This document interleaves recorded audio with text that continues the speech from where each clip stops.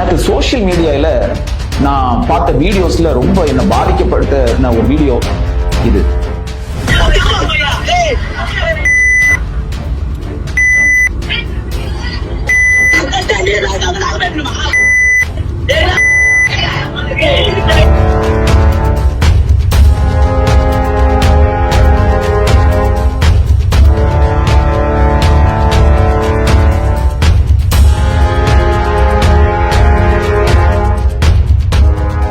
இந்த வீடியோவை நீங்களும் பார்த்திருப்பீங்க, பார்த்து கடந்து போயிட்டீங்க. இதை பார்க்க எனக்கு கோபம் தான் வந்துச்சு. தமிழ்நாட்டில் ஒவ்வொரு பிரச்சனைகளையும் பல ஆங்கிள் விவாதிக்கக்கூடிய பல ஊடகங்களும் பல சமூக ஆர்வலர்களும் இதை பத்தி பேசுவாங்கன்னு பார்த்தேன். யாருமே பேசல. நான் ஒரு மருத்துவரா நான் என்ன பண்ண முடியும்? அட்லீஸ்ட் என்னோட ஒரு கண்டன பதிவிடலாம் அப்படின்னு தான் இந்த பதிவு. சவுக்கு சங்கர் நல்லவரா கெட்டவரான்னு எனக்கு தெரியாது. நான் அதை பத்தி பேசவும் வரேன். சவுக்கு சங்கர் அரசையும் அரசு அதிகாரிகளையும் அரசியல்வாதிகளையும் விமர்சிக்கிறார் அப்படின்ற ஒரே காரணத்திற்காக அவருடைய வயதான அம்மா தமிழ்நாட்டுல சென்னையில பட்ட பகல்ல வீட்டுல தனிமையா இருக்கும்போது 20-30 நபர்கள் வீட்டை உடைச்சி உள்ளாடி போய் தகாத வார்த்தைகளால் பேசி மனித கழிவுகளும் சாக்கடைகளும் அவங்க சாப்பிடுற இடத்துல கிச்சன், சோஃபா, டைனிங் ரூம், பெட்ரூம்ல எல்லாம் கொட்டி இத தமிழ்நாடு முழுசுமே பார்த்துக்கிட்டே இருக்கு. அத்தகைய ஒரு அநாகரிகமான செயலை தமிழ்நாடு முழுசுமே பார்த்துட்டே இருக்கு. இதை பார்த்துட்டு நம்ம சும்மா கடந்து போக முடியாது. ஒரு மருத்துவரா ஒரு இன்ஃபெக்ஷன் வந்துச்சுன்னா அதை ஆன்டிபயோட்டிக் கொடுத்து ட்ரீட் பண்ணி கஷ்டப்பட்டு ஒரு பேஷண்ட்டை வீட்டுக்கு அனுப்பக்கூடிய கஷ்டம் மருத்துவர் எனக்கு தெரியும்.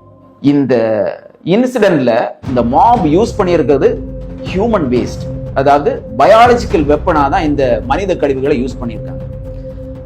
மனித கழிவுகள்ல என்ன இருக்கும்னு பாத்தீங்கன்னா ஹைலி ரெசிஸ்டன்ட் பாக்டீரியா, வைரஸ். இந்த ஹைலி ரெசிஸ்டன்ட் பாக்டீரியா, வைரஸஸ்னால உருவாக்கப்படக்கூடிய இன்ஃபெக்ஷன், டிசீஸ் சாதாரண ஆன்டிபயோட்டிக்னால கியூர் பண்ண முடியாது. அத்தகைய மோசமான நோய்களை உண்டாக்கக்கூடிய கிருமிகள் நிறைந்தது தான் இந்த மனித கழிவுகள்.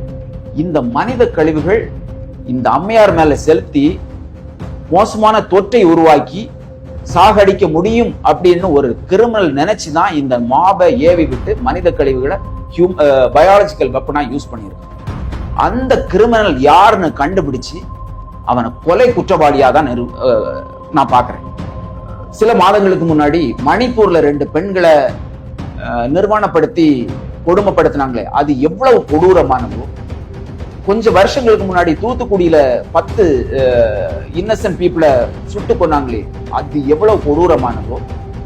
ஆர்ஜிகர் மருத்துவமனையில பணியில இருந்த ஒரு மருத்துவரை துடிக்க கொடூரமா கொண்டாங்களே, அது எவ்வளவு கொடூரமானதோ.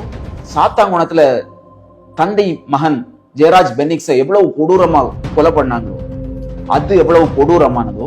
அதை விடவும் கொடூரமானது இந்த தனிமையா இருந்த ஒரு வயதான முதியவர் வீட்டுல மத கழிவுகளை செலுத்தி அவங்களை கொலை செய்ய பயாலஜிக்கல் வேஸ்டை யூஸ் பண்ணி கொலை பண்ண முயற்சி செய்து அவ்வளவு கொடூரமானது.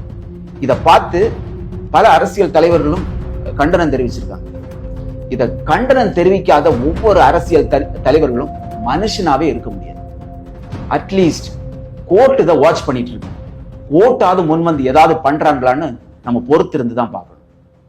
நன்றி.